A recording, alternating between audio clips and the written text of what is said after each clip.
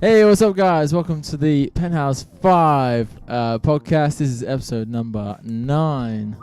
Yeah. Almost on double figures. Oh, man, it's going to be good. If you're on YouTube, what's up? If you're on the podcast listening, what is up? Today's episode, what are we talking about? Today's episode, bit of a detour from the normal kind of advice and value that we so kindly provide. Right. If you're a musician or if you're getting married, all that sort of stuff. Yeah, we kind of have a bit of a pop culture detour. The last month's been a huge it's been crazy month. It's the end of the Infinity Saga. Yeah. You know what we should do before? Well, go on. So anyway, this episode is going to be Game of Thrones. Interrupting me again. Nothing's changed, guys. Nothing's changed. It's been a month. So this episode is going to be on Game of Thrones. It still hasn't finished yet, but it's real close. And also Marvel. But let's just have a quick catch up. Okay. Because, all these people that watch us and listen, probably being like, where the hell are John and Dave? Like, what have they been doing? Been busy. We've been busy this month. Or last month, rather, because obviously it's May now. But April was a busy month for us. We put together the new band promo. Yeah, which, man. 7-piece band. So myself, looks pretty fucking good. Yeah. Well happy with that. I mean, for us, it's the best thing we put together, Absolutely. I would say. From a level of professionalism and quality standpoint. Yeah. The arrangement is, one that we're probably most proud of. Yeah. The production, the visuals of the video looks incredible. The audio sounds great. Really fantastically mixed by your mate Charlie, friend of ours now. Shout out. Penthouse 5 alumni. Yeah. But just it all come together. We've got the new singers, Francesca, Alex, Will, and they did an incredible job. Everyone really pulled together, and it was an amazing effort. It was brilliant. Yeah, man. It was definitely the best thing we've done so far, and it's kind of like fresh out. Like we launched it like 2 weeks ago now, probably. And we're starting to push that, and for us, we'll look back on this video and it's like, okay, because it's just been released. We've just finished it, and now we're trying to push it in all these direction agencies and stuff like that. So we look back on this video, it's like, okay, it'd be interesting to see where it goes, what happens to our band. So it's also it's nice to see the progression from the video that we did last year, because for the guys watching or listening, we've got an agreement with the City London University down in central London, where we go in and we do some recording for the students there and give them a bit of a hand, and in return we get free access to their TV production and musical studio equipment, which would cost several thousands of pounds if you were to just rock up normally. And so we did some videos with them last year, and we were really happy with them then. But obviously, we've come back this year, we've done it again, and the thought was, okay, how can we've got to step up. You got to keep improving, keep on going up. So how can we make this bigger and better? And I feel like we really have ramped it up a lot. Big way. Oh yeah, for sure. The videoing, the medley, the music that we did, the way we looked, the way we dressed, the whole thing. It's just we went all in, what we could do. But that's what it's about. That's what we find as a band. I think we're always looking to improve on everything. So this was just a promo aspect, and we always like to develop the performance we do live, the repertoire we do, new updated songs, medleys, all that stuff. So it's always a constant work in progress, isn't it? Everything, and this is just another part of that. Yeah, and it's a positive sign that because obviously we want to improve. We're self-critical. We're looking at how we can improve, and it's good that I look back on the things that we've produced and the videos that we've produced, and it's just constantly getting a little more time and money and effort, and as a result, quality. It keeps on going up. So I don't feel we've kind of hit a point and then a lull. It's continually got better, which is a fantastic sign. Yeah, exactly. That's what you want. So we've done the new promo, the new band, or new option lineup type thing that we're offering. Got a new band van as well. Yeah. Sponsored by Mercedes. Soon to be. Send us merch. Hashtag Mercedes. Yeah, got that. We did a gig, didn't we, at the end of the month? Last couple of weeks. Yeah. What was the one in April? Was Eastington Park, wasn't it? That's right. Beautiful venue. Yeah, Looked that was amazing. cool. And then the one after that, which was last week, was it's dropped on my head now. Can't remember the venue's name. Coombe Abbey in Coventry. Absolutely stunning. It was kind of like Harry Potter, Hogwarts. Oh, right. It was cool. Yeah, man. I wasn't. I think he was depped out. Yeah, is it? It might be the first gig. It was the first gig that the keys there. player was stepped out. Must have been awful. Like, how did you cope? I was like, Dave who? Nah, but it was cool, man. It was cool. Yeah, that was. I mean, that's pretty much it. In that, where we had rehearsals as well and stuff like that. But it has been really busy.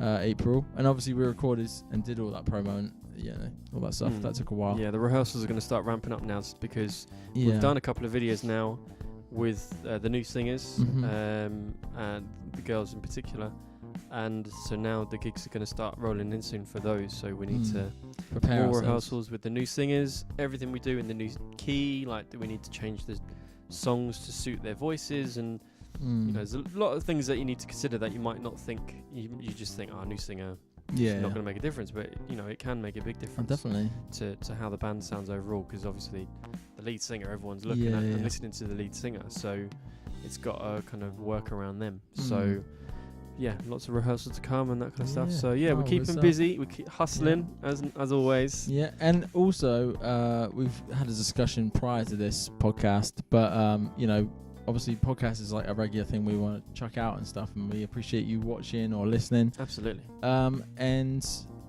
kind of with like now it's getting into summer, like it's going to be very soon anyway. We have a lot of more shows coming up and a lot more interesting places we're going to be playing. So we're thinking of like taking the podcast with us on these gigs and stuff, and we've got some special ones coming up, haven't we? I think. Like. Yeah. Do you want? Are you gonna? No. Keep it. Hold it back. No, we're gonna hold it back. Keep You didn't expect that. You know what I mean? Anyway. I'm looking forward to someone listening to this at work and just going, Jesus Christ. What are you listening to? Fred? What? In his office cubicle. Oh, man. Anyway, let's get into the conversation. We're talking Game of Thrones here. Right. Game of Thrones. So the last time we spoke about Game of Thrones, it was before this season started. Yeah, so like my prediction was I wanted to see the White Walkers do some damage, and I think they delivered for sure on that. But I was slightly disappointed. I would say yes and no. They killed a lot of people, but they didn't kill a lot of people of consequence. Yeah. I think the White Walkers did a lot of damage. The issue that I had, I don't want to come straight out of the gate. This is actually what we should say. What we should say is spoilers. Like spoilers. If you're watching Game of Thrones or a fan, or if you haven't caught up to season 8 yet, episode 4 is where we're currently right now. We're currently up to episode 4. There's 2 more episodes to come out, and we are about to speak about those things. So if you ain't seen it, just pause this video, go to a different podcast of ours, or just watch our promo. Just go and watch Game of Thrones and come straight back. Yeah. Well, not to say. So sorry, what were you going to say? So yes, your prediction was based on what you wanted the White Walkers. What I wanted to see, which is the White Walkers destroy. And so, I mean, I thought the episode started off well. We're talking about episode 2, right? Is it episode 3? 3. Episode 3 was the Great War. That's right, the Great War. I mean, let's walk through the episode maybe. Like, Dothraki part. I mean, that was great. Yeah, I like the way that the build up in the first 10 minutes. The Red Woman, the tension. The Red Witch put the swords on fire. Flaming swords, that was great. You got the whole Dothraki like lined up on their horses. What a visual! The spectacle of. But also, you're expecting a lot, because these like in the early season 1 is it? When they're pretty much like the main kind of. They're pretty badass. Yeah. They've got Aquaman, like that. Yeah. They're told about being like incredible horse riders and really like savage in their fighting skills and stuff. They fight, and it's almost like they fight at parties and stuff. And they almost kill each other, but it's almost like weeding out any weakness. It's part of the culture. They love to fight. They're not. Exactly. There's no fear there. You're only going to get this army of really good fighters. Yeah. You know, like there's no weak people in that army. And then you get their swords on fire, and it's like, oh shit! Like it's about to get even better. Like these are incredible fighters. Yeah, that moment, I think that's the main positive about that episode specifically was I think it was peppered with great moments. I think some people have had issues with the story and the writing, but I don't think you can deny that there's certain moments throughout the episode that were spectacular. I mean that was one of my favourite. That was the first one. Seeing that shot from far away, that red like fiery arrow, just going into the darkness was just I've never seen anything like that before. You mean from when you were looking at Danny and Jon's point of view? Yeah, when they're overlooking their perspective, the war. Yeah, and then you just see it all disappear. And it's like a firework almost, like the last firework, you know, on like bonfire night, whatever. It just fades out. It's the silence. It's like the end. You know, it's the end of the night. I love how you hear them screaming into the abyss, and then just goes quiet. Screams just die off. Yeah, that was such a great opener because it was like, for me, I'm such a huge fan of the White Walkers. Like, and it was the anticipation of like, what are they gonna bring? You know, and that was just like. I just remember sat there. I was just like, they're all dead. Like, it was such a great moment quickly as that. I was like, holy shit, what's about to happen? Just to hit home for the viewer, like these guys are fucking. They're gonna just gonna destroy. They're gonna wreak havoc. They are like nothing you've ever seen before. Yeah. So to see, like you say, Dothraki have been built up so much. To see them go in and then immediately it's like. Dothraki are gone. Who's next? And you're just like, oh shit. Yeah. And then that was an amazing moment. You're waiting for then the fight comes to him, doesn't it? And then you're waiting. How the fuck did Sejura get out? He was just like, nope. Turned around. Didn't say a word. He's like, terrified. But, then the fight actually starts kicking off. And you got the Unsullied and, fighting the dead and stuff. And then after that, you're kind of like, in the back of your mind, you're like, there's a Night King riding a dead dragon, like anticipation, waiting for that to come out. I thought that whole thing was really cool as well because obviously you got them on the dragons, Danny and Jon. Yeah. And they just made you wait for it. Do you know what I mean? But I was kind of disappointed with when it did come out, and the fight happened, which was quite cool. And then he disappeared into the clouds, sort of thing. And they were like, again, like, okay, where is he? Sort of thing, And then they go finding him. And then they have a fight, and then he fell off, and like the scene where he falls off, he just like falls backwards, just like a straight face on. Like, do you know what I mean? Like he's like, I'm about to land. Like, you know what I mean? Like, I did think, just from like a cinematography point of view, though, I think that there was that shot where the two dragons came up through the clouds above it, and you saw them like a wide shot in like a moonlight shot. And I thought it looked incredible. That was such beautiful. The DP did a really good job there. For sure. But it was a bit. Yeah, that's kind of one of my issues. I was a little bit disappointed that Jon Snow was kind of so detached from all of the action. Like considering he's the guy, like you think of the previous ones like Battle of the Bastards where he's in the middle of it, and this one he's very much like, I get how he's like kind of like ring general, and he's like overlooking stuff, but it's just Jon Snow's a soldier, like, and to not see him kind of going in and getting his hands dirty was a little bit strange. I don't know. I wasn't a big. It was like this kind of tit for tat chase, and like you say that the Night King falls off, and then it was. So then what happens next is obviously the burning of him, like when she's like Dracarys, and then like lays down a little flame on him, and like kind of in the back of your mind, like it ain't that easy. You know it's not that easy. But I did laugh out loud. It was a cool moment. It was awesome to see, moment. like, oh shit, she's gonna. What's gonna happen now? Yeah, and it's like right on him. And you know what that reminded me of? It made me think that the people that had created that scene or come up with the idea had just gone and seen the new Star Wars film. Where they're like, with Luke Skywalker, where all the dust they just destroy it. Yeah. It's exactly the same. Yeah. But yeah, and then it was really funny because like all the flames clear away and it takes like a few seconds and you're like, is he dead? But he's not. But you're like, is he? But you're thinking, is he going to be damaged? Is he going to be slightly burnt? And then the confine's and he's just staring up and just smiling. That was great though, because you've never really seen any emotion. Never seen from no him. emotion. He's never talked. Yeah, he's just been this That machine. was a proper badass moment. Yeah, for like, him to like, look up at Danny and be like, Yeah, nice try. Yeah. That's sure. not gonna work. That was just giving him a bit of character and a bit Yeah. of emotion. I thought that was great. Yeah, definitely. But what happened after that you liked? Or had that I problems? liked, Arya Stark just tearing people to pieces. She Yeah. went full on ninja mode and was, I thought her finally seeing her just rip people to shreds. That was awesome. Like with the kind of the staff almost. Yeah. That was really cool. And then following on from that, you had a complete change, which I think was needed in the episode. Like from a viewer's perspective, you've watched about 30-40 minutes of just all-out war.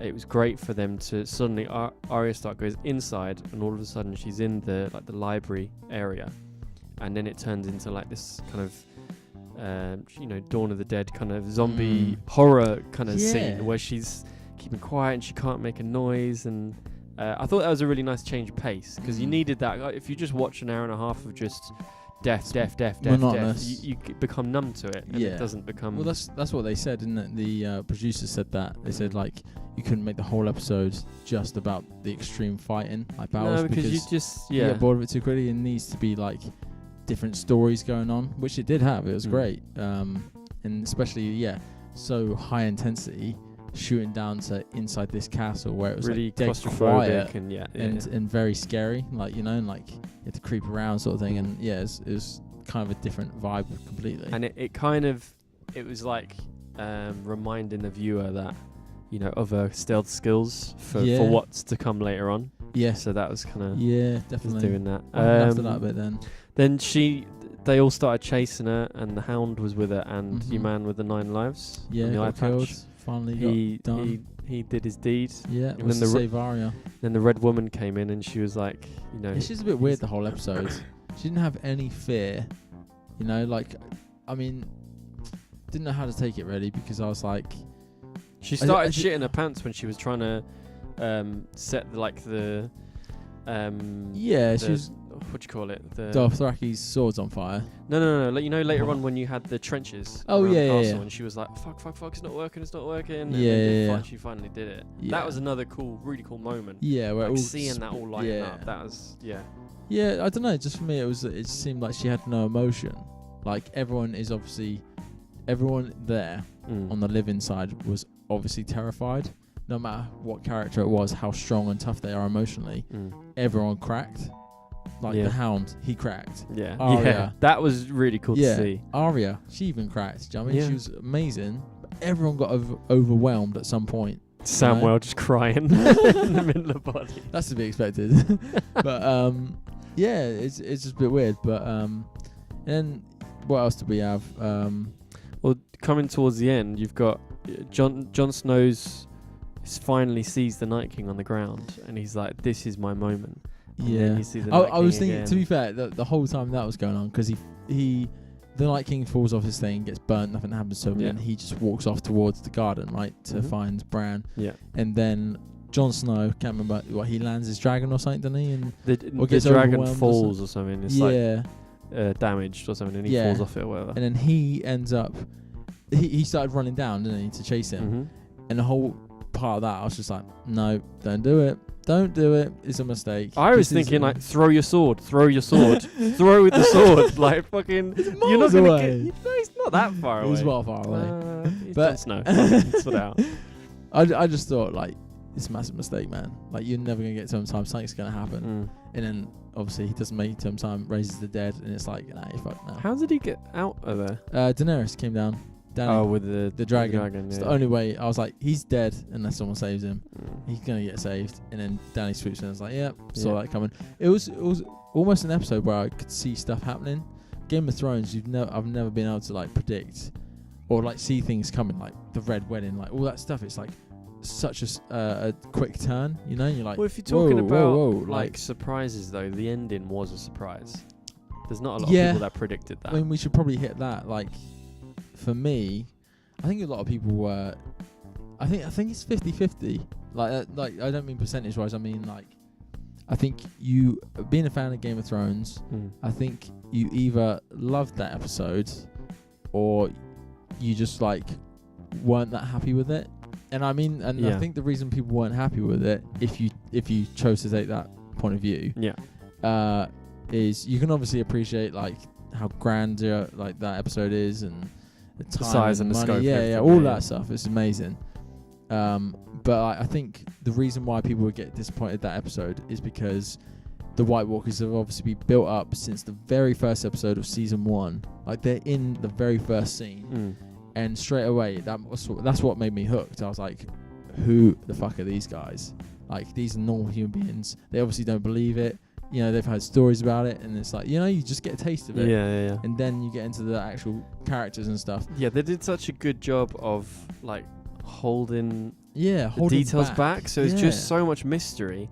And that always works whenever you've got a TV show when there's a character that you don't really know a lot about. It's kind of like the Boba Fett approach in Star Wars. It's like he was this guy that originally in the original Star Wars movies you didn't know who he was or where he came from. He was just had this badass look, just like the Night King. Yeah. And he just kind of dipped in out here and there, and you just like that sense of mystery. You kind of your imagination makes stuff up, and just the curiosity just you know, it grows and becomes grows. A character you like, doesn't it? Because you're like, I want to know more. Yeah, because you can't wait to find out more. Yeah, exactly. Always works, and that's wicked. And then it came to it, and I just thought like the whole episode was great up until the point where he got into the garden, and he walks into the garden, and obviously you know his mission is to kill Bran. You know his mission is obviously, because the way they set up the story, he's gonna come for me. I want to be in the garden. Yeah. So you know, if that's true, he's gonna be in the garden. Like, he's gonna make his way to that garden and find Bran and kill him. And when he steps into the garden, all the White Walkers are there, and they just stood there like waiting for like their boss to like, you know, make a move. And all the generals are there, and I was just like goosebumps. I was like, yes, he's here. Gonna go down. Like, he's here. He's like, he's finally about to do what he wanted to do, like achieve what he wants to achieve.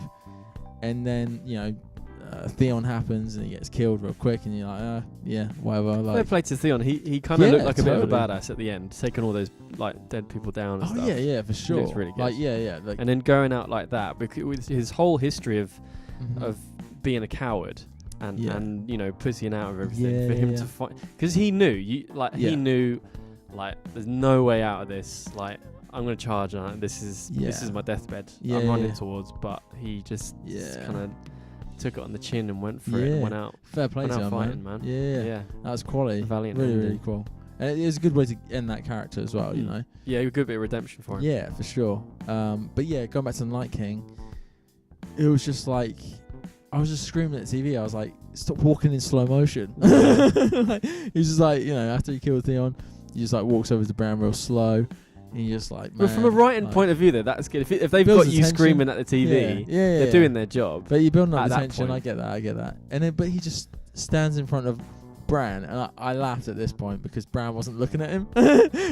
No. If you watch it back, Night King walks up to him, and Bran, when he steps up to Bran is like looking like this way, and the Night King is like there looking down on him, and he's just like, he's staring at him, and then he just like turns around like that. Oh, yeah. It's so funny. And but then it was like the whole thing. Obviously, what happened after that?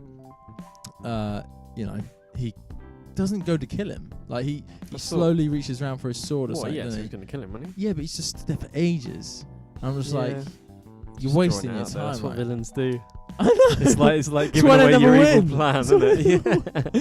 I've got you where I want you, and I'm gonna kill you. Let me just explain all of my. Explain. Give someone else time to get here. Well, the ending for me, in my opinion, I think, you know, Arya jumps in, makes the save, you know, stabs the Night King where the Children of the Garden created. Children of the Garden. What's it? Children of the Forest. Yeah. You keep saying Children of the Garden, man. Children of the Garden. So weird. Alan Titchmarsh. Children of the Garden. Anyway. But so, you know, did the deed. That as a moment, it was awesome. It was unexpected. It came out of nowhere. You mean the actual kill? Yeah, the fact that the Night King caught her, and you're like, fuck, she didn't make it, and then to drop the knife. Yeah. Really cool moment. Epically unexpected. Real nice turn. Yeah. As a moment in and of itself, brilliant. Yeah. But for me, I couldn't help but feel underwhelmed because I've waited for 8 seasons to see. I've heard about the Night King's coming. The Night King's coming. Winter's coming. Winter's coming. How many fucking times did Jon Snow say that? Yeah. So we're waiting. Finally, the Night King gets there, and then they can't stop him in the war. And finally, squares up to Bran, and you're like, this is where. Finally, we've been waiting for this moment. We've been waiting to see what he wants to do and find out his motivations and see him in action. Yeah. And I think part go on. Well, I was going to say from that point of view, that particular part, it was like I wanted to know, okay, does he want to kill Bran? Like he's obviously going to. He's drawing for the sword. I was like, but what happens if he does? Like that's this kind of knowledge you want to find out, right? Like Bran is defenseless. He's not going to fight. He's got no fight in him to defeat the Night King at all. He obviously has these powers. What does that mean to him? Like, why is he so important to get rid of for the Night King's plan to do something else? They're on about memories and stuff like that, and it's all about humankind and stuff, but I wanted to see him do that. And it's like, right, now what's his goal? Now what's he going to do? But anyway, Karen. But it's two things. Firstly, I think part of the reason I was disappointed that he died there and then was because I think part of it was because we'd gone and seen Avengers a couple of days before, and Thanos is an incredible villain, and you see all of his plans. But then, especially in Endgame, you see it a lot in Infinity War, but in Endgame as well, you get to see Thanos in action. In Endgame, it's like proper evil Thanos. It's like Mad Titan Thanos in the peak of his fighting power. Yeah. And he single-handedly takes on all of the Avengers and fucking and he has tears none of them apart. The Infinity Stones. Yeah. He didn't have any of them on him. He's just super badass. Yeah. And to get that payoff of seeing this big Thanos guy, okay, and we finally see him in action, and oh shit, he can back it up. Yeah. For the Night King, you never kind of saw that, and it really reminded me of, you seen Star Wars Episode 8? Yeah, I've seen all of them, yeah. So it's like Snoke. It's like he's this big super uber villain. When he got killed by and the you don't lightsaber. know where he come from. You don't know anything of his history. He's this really intriguing character. And then before you find out where he come from, what his motivations are, he's dead. Yeah. And the moment of him dying was an oh shit moment. It was really, really cool. But you're like, but I don't know what he was doing or where. Like, I've got all these questions and now they're left unanswered. Yeah.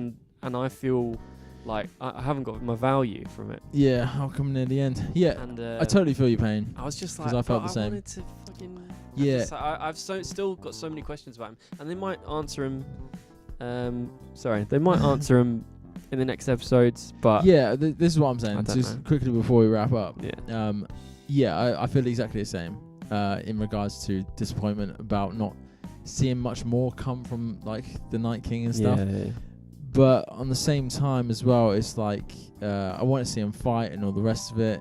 But if that's the end of it, which you presume it is now, because if they bring it back now, it's kind of like, you know what I mean? How do you do that to make it not cheesy or anything like that? Anyway, they have the prequel TV show, right? We've got a minute left. We've got a minute. Sorry. So we've got the prequel TV show coming out eventually of Game of Thrones, and they're saying that possibly you'll get a lot of answers from that. But even then, it's not good enough for me. As a fan of the show, that's like, I've waited all this time and now I've got to wait even longer. That's bullshit. Yeah, but it's not that. It's more, for me, it would be more like, yes, cool to find out his motives and like the origin story, if you want, of like the Night King. But it doesn't fill the gap that I wanted to see of like him achieve or get or understand or see him achieve. With Thanos in Marvel, the great thing was we got to find out about the villain. He won, and it was like, wow, okay, like he's incredibly strong, powerful. His motives were this. You can understand why he was thinking like that, even though he's a crazy psycho. Like, all the rest of it. So he's a whole round character you got to know about, Yeah, if you didn't know why he wanted to get all the stones and then he died before he did it and that was it, you'd be like, what? I don't know anything about him. Yeah, and then he got beaten anyway at the end, so you got the full circle, Anyway. But anyway, we got to go. Penthouse 5, thanks for watching. Peace out.